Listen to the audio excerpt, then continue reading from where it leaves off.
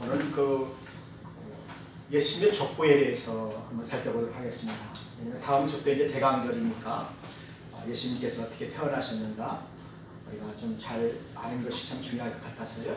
오늘은 예수님께서 구약에 어떻게 예언이 되어 있고 또 어느 그 계통을 통해서 어느 혈통을 통해서 예수님께서 약속하신 그대로 이렇게 태어나셨는가. 그래서 오늘 마태복음에는 예수님의 족보가 잘 나타나 있습니다. 그래서 마태는 우리에게 얘기하기를 예수님은 아브라함의 자손이다 라고 그러고 있고 또 다윗의 자손이다. 이게 참 중요합니다. 이렇게 되면 하나님께서 자기 아들 메시아를 보내시는데 아브라함에게 약속하셨어요. 내 씨에서 날 자에서 만민이 복을 얻으리라. 그러니까 아브라함의 그 자손 중에 메시아가 나타난다는 것입니다. 중요한 얘기죠. 그리고 다윗에게서도 하나님께서 말씀하셨는데 내 자손 가운데 한 사람이 내 위를 영원히 견고하게 하실 것이다. 내 위에 앉아서 이 하나님의 백성들을 영원히 다스릴 것이다. 그래서 유대인들은 아브라함의 자손이고 다윗의 자손인 그분이 오셔서 우리를 다스려 주실 것이다. 그분이 바로 메시아다. 구원자다. 그렇게 생각을 하고 있었습니다. 그게 또 하나님의 약속이죠. 그래서 여러분 마태복음 1장에 보게 되면은 이름들이 참 많이 나오죠. 처음 예수 믿는 사람들이 마태복음 1장을 못 넘어간답니다. 너무나 이게 계속 이름만 나오니까 입술이 올라가지고. 그런데 여러분 이 이름들을 잘 생각해 보면은 구약의 역사가 여기에 다 있습니다. 또 하나님의 약속과 하나님이 메시아를 어떻게 보내셨는가 이것이 역사적으로 이게 쫙 다 나타나 있어요. 이것이. 그러니까 유대인들은 이 이름들을 쫙 보게 되면 아 하나님이 이렇게 역사하셨구나. 이렇게 메시아를 보냈구나. 아 누구를 통해서 아들을 보내고 약속하고 또 누구를 통해서 하나님께서 은혜를 베푸시고 그래서 그에게 또 메시아의 계보가 되게 하고 그 하나님의 그 긍휼하신 역사 하나님의 또 신실하신 역사 구원하신 역사 이스라엘을 참 포로가 되기도 하고 해방되기도 하고 이스라엘의 그 다윗의 그 나라를 세우셔서 다윗의 그 나라가 흥하기도 하고 그런 왕들이 그 백성들을 다스리는 그 평화의 나라 공의의 나라 그런 나라가 있게 하고 그런 나라를 이루실 분이 바로 다윗의 아들이라는 것입니다. 이것을 다윗에게도 약속하셨고 솔로몬에게도 약속하셨어요.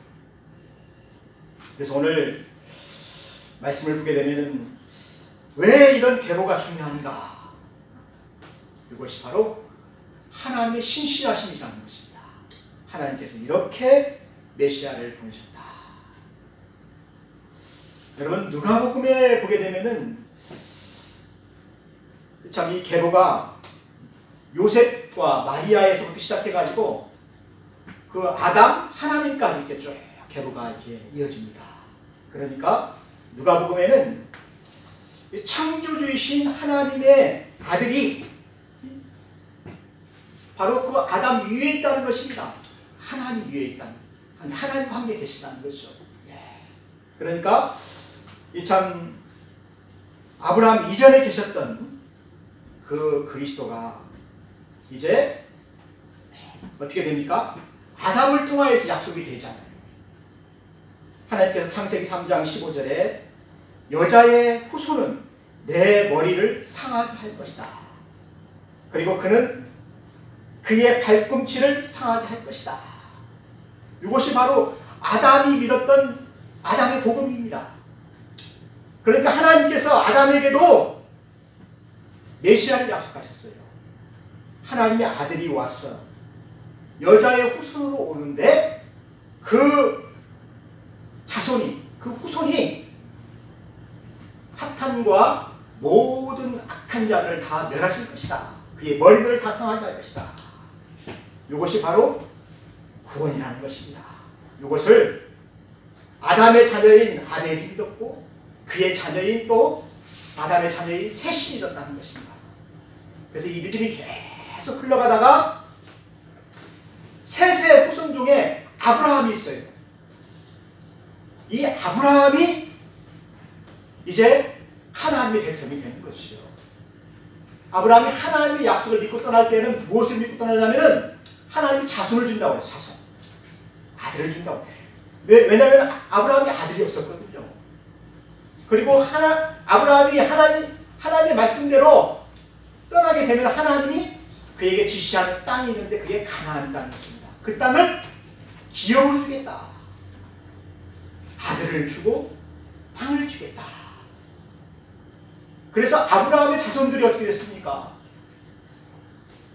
거기에서 큰 나라를 세운 것이 바로 유대인들, 이스라엘이라는 그런 큰 나라를 세웠잖아요. 그들은 하나님만을 예배합니다. 왜? 하나님께서 그 민족을 통하여서 메시아를 보내시기 때문에 온 세상을 구원하실 그리스도를 이 세상에 보내셔야 되기 때문에 그들은 이 사명을 가지고 있었기 때문에 그들은 하나님만을 섬기게 되게 된 것입니다. 근데 오늘 말씀을 보게 되면은 아브라함의 후손이며 또 다윗의 계보를 잇는 그런 왕으로 오늘 소개하고 있습니다. 그래서 이 아브라함부터 다윗까지 14대의 그 자손들을 쭉 얘기하고 있잖아요. 그리고 또 다윗 왕의 나라가 시작되는 거죠. 유대가 이제 나라가 되는 것입니다. 큰 나라가 되었어요. 그래서 다윗에서부터 이제 다윗 왕가가 다 멸망할 때까지가 언제냐면 바벨론으로 인해서 모든 그 다윗 왕가가 다 멸망할 때까지가 바로 14대입니다. 그리고 바벨론 포로에서부터 다시 돌아와서 요새까지가 또 14대입니다. 여러분 이 14라는 그 단어를 잘 맞춰놨잖아요. 숫자를 잘 맞춰놨잖아요. 이것이 원래 그 다윗의 이름에 그 히브리어 그 숫자를 쭉 세우면은 여러분 이게 14가 된다는 것입니다. 그래서 성경에서는 이 다윗의 초점을 확 맞추려고 다윗의 왕의 그 왕자를 이을 그 메시아의 그 왕국을 그 강조하기 위해서 14를 맞췄다는 것입니다. 다윗의 이름으로 오신다. 다윗의 그 위를 그가 통치하실 것이다. 그런 의미가 있다는 것입니다. 그래서 우리 예수님은 오늘 족보에서도 얘기하지만은 아브라함과 다윗의 자손으로 오셔야 된다는 것입니다. 이사야서 9장 7절에 보니까 그가 다윗의 위에 앉아서 그 나라를 굳게 세우고 또 지금부터 영원토록 공평과 정의로 그것을 보존할 것이다. 이사야 선지자가 그렇게 예언을 하였어요. 그래서 예수님이 오셨을 때 유대인의 왕이라고 그러잖아요. 내가 유대인의 왕이다. 다윗의 위에 앉아서 영원히 하나님의 백성들을 다스릴 것이다. 그래서 이 아브라함에게 하나님께서 약속하신 약속도 있습니다. 그 약속이 무엇이냐면은 내 자손 중에 메시아가 오셔서 믿는 모든 사람들이 내 자손이 될 것이다. 아브라함의 자손이 우리가 된 거예요.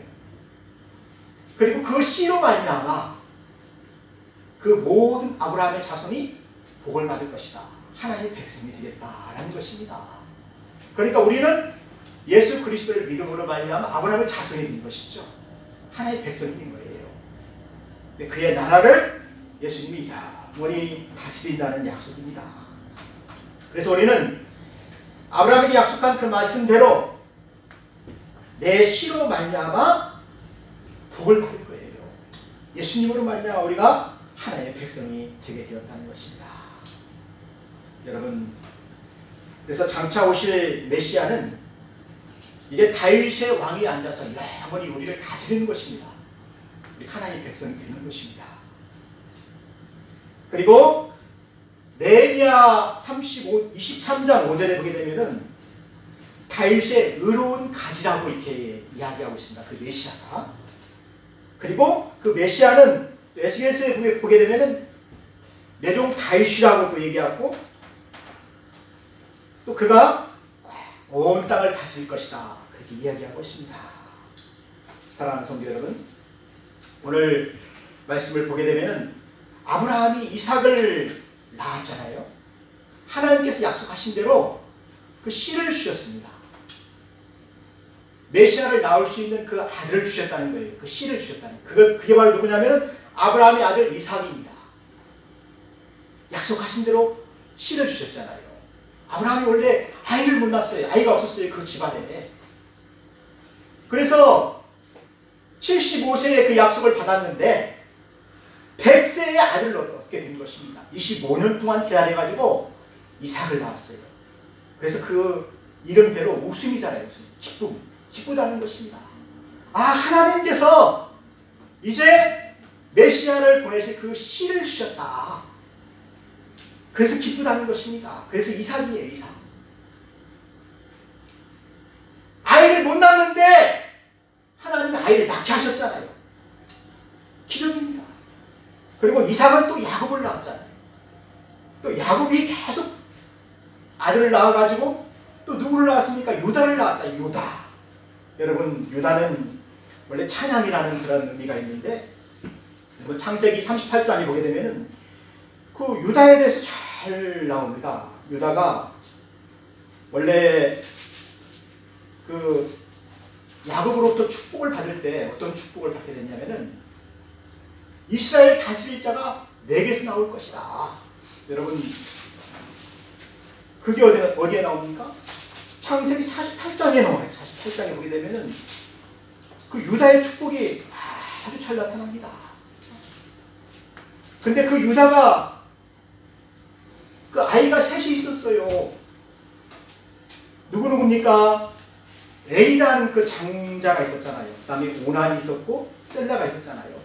그런데 에리라는 장자가 그 가나안 여인 다말을 이렇게 취하해가지고 했는데, 어떻게 해가지고 죄를 지어가지고 엘이 죽었습니다. 이방 여인하고 결혼을 했으니까 하나님 앞에 징벌을 받게 되었는가 보지요. 그래서 이제 이스라엘 통수에 보게 되면은 그런 율법이 있습니다. 형이 죽으면 동생이 그 아내를 취하게 되어 있어요. 그래서 아들을 낳게 해줘야 돼요. 네.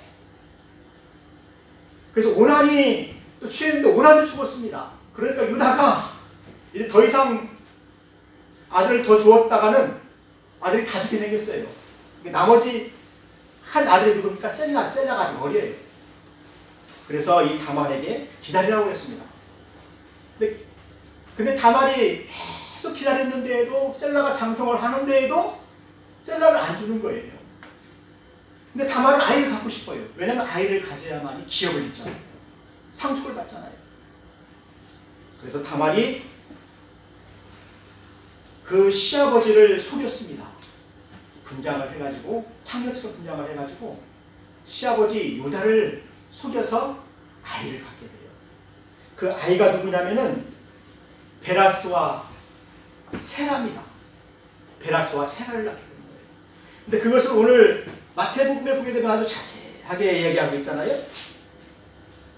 유다는 다말에게서 베라스와 세라를 낳았다. 이것이 바로 메시아의 족보라는 것입니다. 보세요. 야곱은 이러한 그 유다 가문에 하나님의 은혜가 임하여서 유다에게서 이스라엘을 다스릴 자가 나올 것이다. 홀이 떠나지 아니할 것이다. 그래서 유다가 바로 유다 족속이 바로 유대인이잖아요. 유대 지파에서 이스라엘을 다스릴 자가 나오신다는 것입니다. 근데 그 약속대로 유대인에게서 다스릴 자가 나왔잖아요. 어떻게? 다말이 시아버지 속여서 자식을 낳았는데, 그게 바로 베레스와 세레를 통해서 예수님의 그 메시아의 족보가 이어진다는 것입니다. 그것뿐만 아닙니다. 여러분, 라합이라는 사람 있잖아요. 여리고성에 12 정탐꾼이 들어가서 숨었던 곳이 바로 라합의 그 방입니다. 그 당시에 라합은 기녀였습니다. 그래서 이 정탐꾼들을 보았을 때 참 밀고하지 아니하고 정탐꾼들을 숨겨주었어요. 왜 숨겨주었냐면은 하나님을 두려워하는 것입니다. 왜? 라합이 소식을 들었거든요. 하나님의 군대가 홍해를 건너서 애굽에 있는 모든 병사들을 다 멸하시고 애굽의 10가지 재앙을 통하여서 애굽에 다 항복하고 다 멸망하게 되었다. 그 하나님의 크신 그 손을 라합이 두려워하게 된 거예요. 그리고 광야 40년 동안 하나님이 그들을 불기둥과 구름기둥으로 그들을 인도하시고 하늘에서 만나를 내리시고 그들을 지금까지 인도하셨다. 그 하나님의 소식을 들었을 때 여리고에 있는 사람들이 떨었다는 것입니다. 벌벌 떨었다는 것입니다. 그 중에 하나가 바로 라합이에요. 그래서 하나님이 두려워서 12 정탐꾼을 믿음으로 숨겨준 사람이 바로 라합입니다. 근데 하나님이 그 라합의 믿음을 보시고 다 죽는 가운데, 멸망하는 가운데 라합을 살리셨어요. 라합의 창문에 빨간 그 리본을 달아가지고 그 집을 멸망하지 않도록 하게 하신 것입니다. 하나님. 그리고 나서 전쟁이 끝나고 나서 라합은 살몬하고 결혼하게 됩니다. 그래서 살몬이 라합을 취하해서 낳은 아들이 누굽니까? 보아스를 낳았잖아요. 룻기에서 보면 보아스가 누굽니까? 아주 유력한 자잖아요. 보아스가. 훌륭한 아들을 낳은 거예요. 근데 이 보아스는 또 룻에게서, 룻은 어떤 사람입니까? 모압 여인이잖아요. 여러분, 라합은 가나안 여인이고 룻은 모압 여인이에요. 그런 룻에게서 누구를 낳나요? 오벳을 낳았잖아요. 오벳. 그 오벳은 이새를 낳고 이새는 다윗 왕을 낳으리라. 그래서 예수님의 계보가 쫙 이어간다는 것입니다. 여러분, 우리가 룻기를 우리가 지난번에 잘 살펴보았잖아요. 룻은 남편 그 말문이 죽죠. 그런데 재혼하지 않냐고 시어머니를 따라서 베들레헴으로 들어가서 시어머니를 공양하잖아요. 이삭을 줬잖아요. 그때 이삭을 줬다가 만난 사람이 누굽니까? 바로 보아스잖아요. 하나님께서 보아스를 만나게 해서 다시 결혼을 하게 하고 또 보아스의 그 은총을 받아서 아들을 낳게 되는데 그게 바로 오벳이라는 것입니다. 근데 이 오벳의 가문을 보게 되면은 정말 하나님의 축복이 있어요. 이 오벳이 이새를 낳고 이새가 여러 아들들을 낳았는데 그 중에 막내 아들이 양을 치고 있었잖아요. 다른 아들들은 다 전쟁에 나가서 전쟁하고 막 했었는데 막내 아들 다윗은 들에서 양을 치고 있었습니다. 근데 사무엘이 와서 다윗을 보니까 하나님 택하신 자예요. 기름을 부었잖아요. 사울왕 대신에 다윗 왕에게 기름을 부었잖아요. 그래서 다윗 왕이 왕가가 되게 된 것입니다. 그런데 다윗이 참 왕이 되었을 때 다윗이 훌륭한 왕이고 또 하나님의 종이기도 하지만은 큰 실수를 했어요.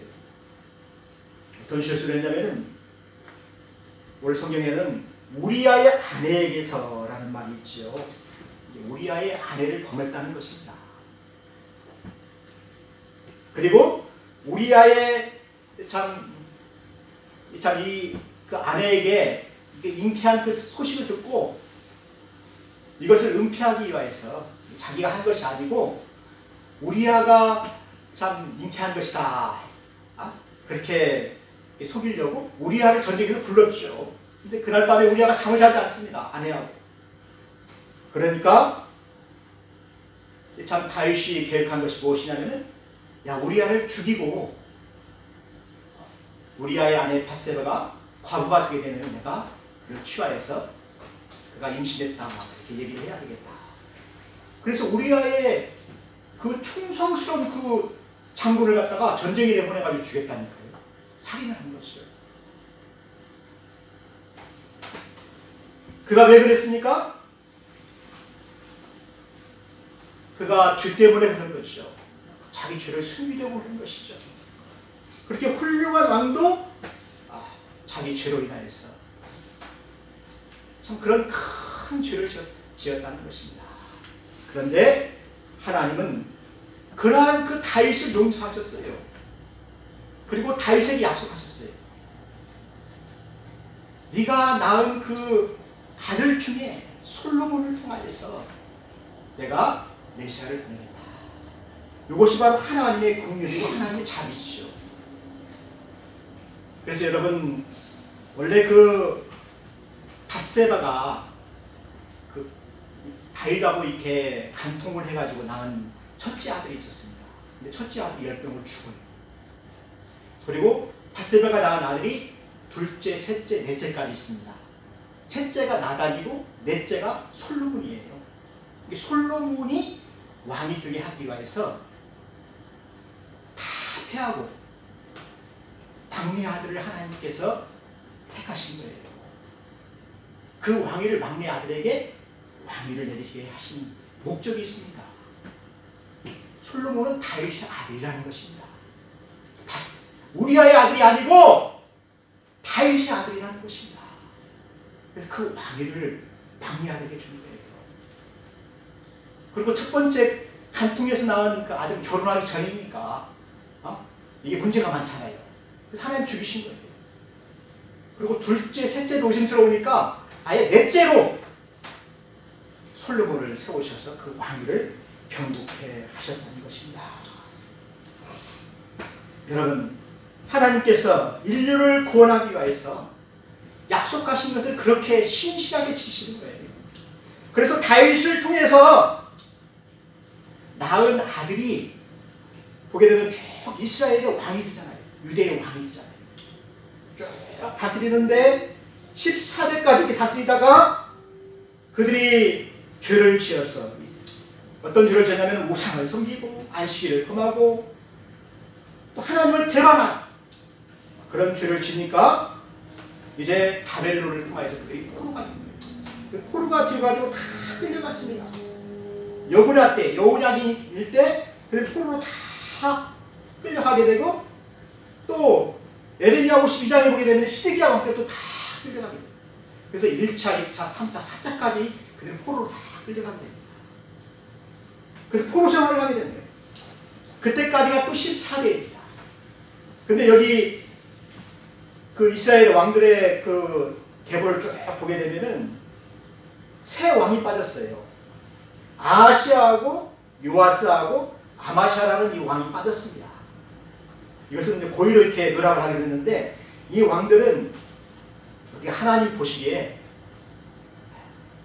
그 너무나 많은 악을 행하게 된 것입니다. 아하시아는 아합의 집같이 바알과 아세라 우상을 섬기다가 멸망을 받았어요. 예후에게 죽음을 당했죠. 선지자 예후에게 죽음을 당했죠. 또 요아스는 선지자가 자기를 책망하게 되니까 그 선지자를 죽였어요. 왕이 선지자를 죽인 거예요. 그리고 아마샤는 에돔의 우상을 섬기게 된 것입니다. 그래서 이런 왕들이 이미 빠져 있습니다. 그리고 대신에 누가 들어가 있습니까? 오늘 보게 되면 다말이 들어가 있고 라합이 들어가 있고 롯이 들어가 있어요. 이런 사람들은 하나님께서 은혜를 베푸셨습니다. 공의를 베푸셨습니다. 오히려 이방인들이 하나님의 은혜를 받고 예수님의 족보에 들어가게 되는 것입니다. 그래서 하나님의 구원은 여호와의 긍휼입니다. 이러한 세상 속에, 이러한 가문 속에 예수님께서 왜 오십니까? 그들의 죄를 용서하시기 위해서, 그들과 함께 하시기 위해서 예수님이 그런 가문으로 오셨다는 것입니다. 그래서 예수님은 다윗의 자손이지만 다윗에 의해 앉으셔서 영원 우리의 참 모든 것을 다 다스려 주실 왕이시지만은 그가 초림해서 우리에게 하신 일이 무엇입니까? 먼저 자기 백성의 죄를 용서하기 위해서 희생을 한 거예요. 자기 피를 흘려서 그 백성의 죄를 사하는 것입니다. 그래서 예수님의 피가 우리의 죄를 사하게 된 거예요. 그래서 참 모든 하나님의 백성은 예수의 이름으로 사함을 받게 되는 것입니다. 그래서 예수라는 이름이 자기 백성을 저희 죄에서 구원할 자이심이라. 근데 이 예수님께서 다윗의 자손으로 오셨지만은 여러분 가만히 생각해 보세요. 이 다윗의 자손이었지만은 이분은 하나님의 아들이었어요. 여러분 누가복음에서 그것을 잘 얘기하고 있죠. 여자의 후손으로 오신 예수님이십니다. 왜 그렇습니까? 마리아는 그 당시에 요셉과 약혼을 하였지만은 요셉을 알지 못했어요. 동침하지 아니하였다는 것입니다. 그런데 성령의 강림으로 인하여서 성령으로 인하여서 이 처녀가 임신을 하게 됩니다. 그것이 바로 예수님이시죠. 그래서 예수님은 어떻게 보게 되면은 다윗의 혈통과는 아무런 관계가 없습니다. 여러분 그 요셉의 그 혈통을 쭉 올라가게 되게 되면은 다윗의 혈통이죠. 네? 마리아의 남편 요셉을 쭉 올라가게 되면 다윗의 혈통이에요. 그래서 또 마리아의 혈통이 또 누가복음에 나타나나요? 쭉 올라가게 되면은 헬리라는 그 야곱의 아들이 있습니다. 이게 야곱의 아들이 헬리였는데 이 헬리가 낳은 딸이 바로 마리아고 또 그 아내가 죽자 또 낳은 아들이 바로 요셉입니다. 그러니까 마리아하고 요셉은 이복 동생이에요. 이복 동생이에요. 근데 그 당시에는 근친 결혼이 이렇게 되어 있었기 때문에 형제들 간에도 이렇게 결혼이 되게 됐는가 봐요. 그래서 요셉과 마리아가 참 정운한 그런 정혼녀였다는 것입니다. 그래서 마리아의 가문을 쭉 보더라도 그 헬리에서부터 쭉 올라가게 되면 다윗 가문이고 요셉도 다윗 가문이에요. 다윗의 자손입니다. 다윗의 자손인 것이 맞아요. 그런데 성경에서는 다윗의 자손이지만은 다윗의 혈통은 아니라는 것입니다. 왜요? 이사야서 7장 14절에 이사야 선지자가 뭐라고 했습니까? 처녀가 잉태한다고 그랬잖아요. 여자의 후손이잖아요. 처녀가 잉태하여 아들을 낳으리니 임마누엘이라 하라. 그가 우리와 함께 하신다는 뜻이죠. 임마누엘을. 하나님이 우리와 함께 하시기 위하여서 처녀의 몸을 통하여서 우리 몸을 입으셨다. 그래서 우리와 함께 같이 되었다라는 것입니다. 우리의 모양이 되었다는 것입니다. 하나님이 우리의 모양이 아니에요.